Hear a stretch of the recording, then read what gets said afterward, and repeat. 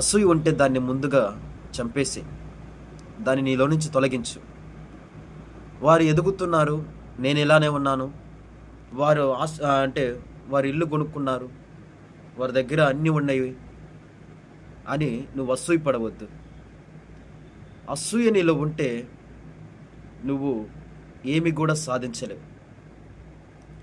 ఎంత అంటే ఏమి విత్తుతావో అదే నువ్వు కోస్తావు. ఏమి విత్తుతావో అదే నువ్వు కోస్తావు.